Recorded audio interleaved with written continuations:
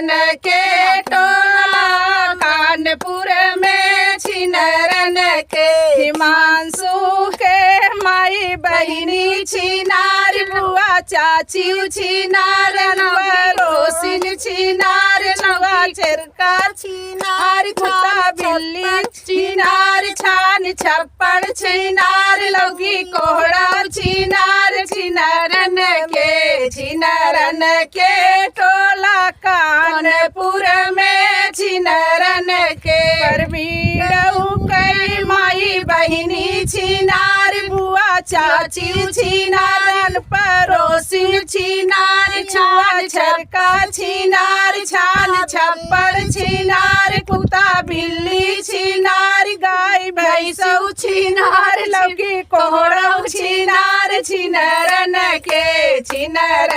के टोला, भरोसा में छिनरन के।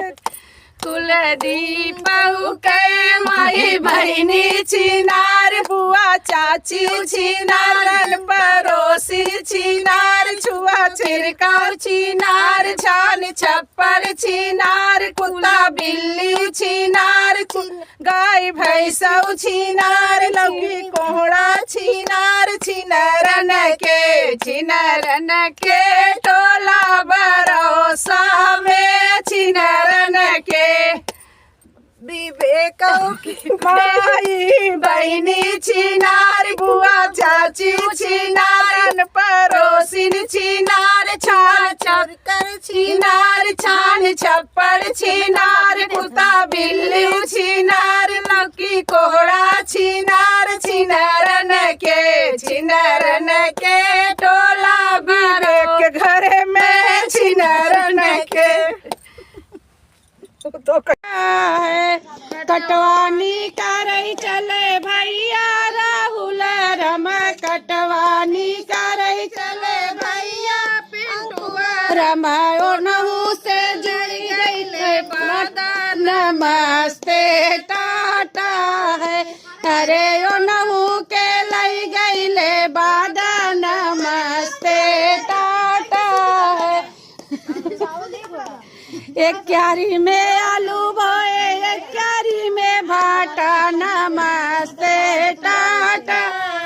भटवा तोड़ल चली अंकुर के पूनम, भटवा तोड़न अंकुर के पूनम, ओनहु के गड़ी गए घाट। नमस्ते टाटा है, अरे ओनहु के गड़ी गए घाट। नमस्ते टाटा। कटवानी करई चले भैया अंकुर रम, कटवानी करई चले भैया राहुल रम, ओनहु के लई गईले बादा। नमस्ते टाटा है, अरे ओनली से लई गईले बादा। नमस्ते टाटा है।